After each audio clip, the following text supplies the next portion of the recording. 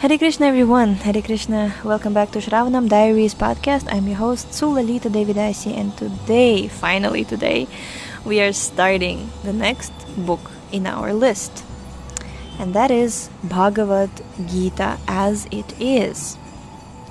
It was originally spoken by the Supreme Personality of Godhead himself to Arjuna, and it is translated and commented by His Divine Grace Srila A.C. Bhaktivedanta Swami Prabhupada. So without further ado, setting the scene.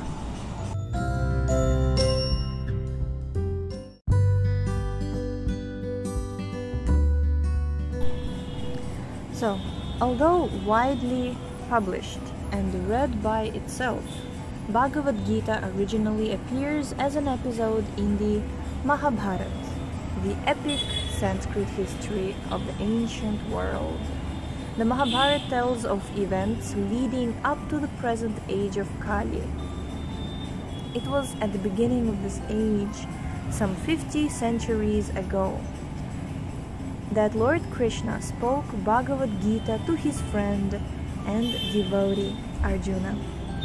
Their discourse, one of the greatest philosophical and religious dialogues known to man, took place just before the onset of war, a great fratricidal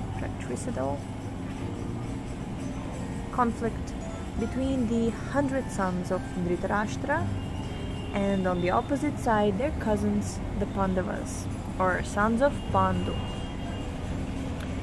Dhritarashtra and Pandu were brothers, born in the Kuru dynasty, descending from King Bharat, a former ruler of the earth, from whom the name Mahabharata derives.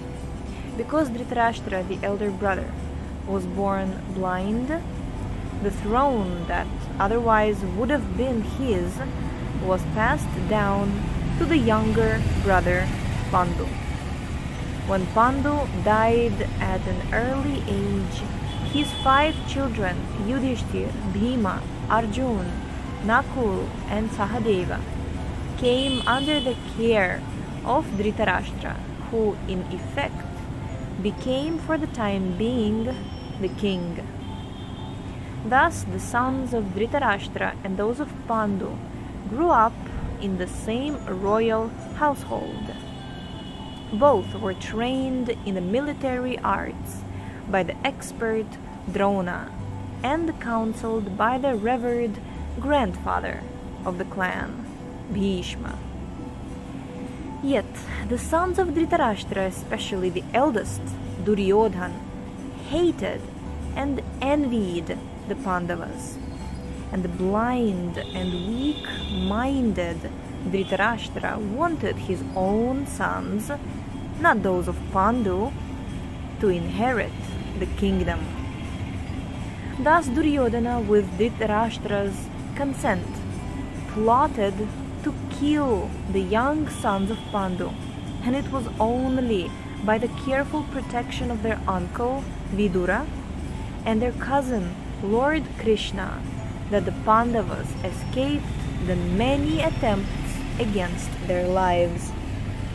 Now, Lord Krishna was not an ordinary man, but the Supreme Personality of Godhead himself, who has descended to earth and was playing the role of a prince in a contemporary dynasty.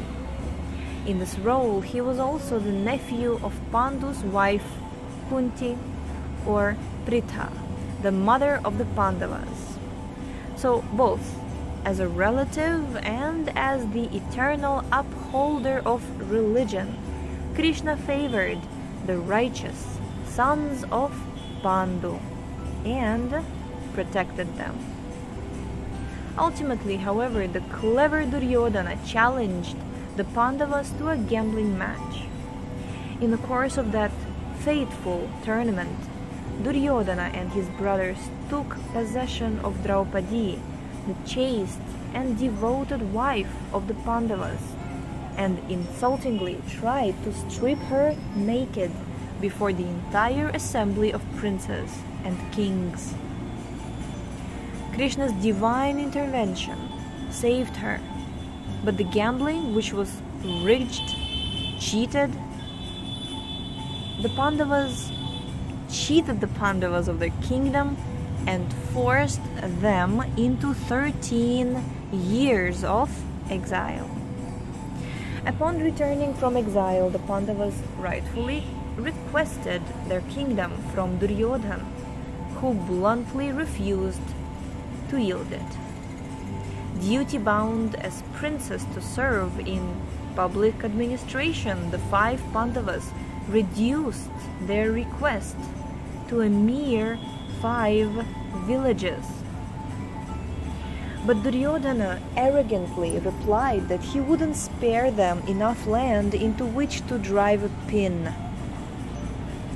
Throughout all this, the Pandavas had been consistently tolerant and forbearing, but now war seemed inevitable.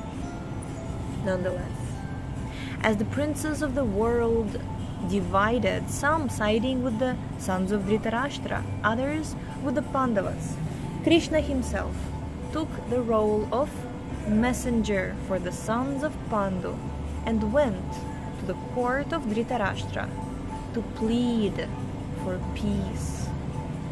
When his pleas were refused, war was now certain.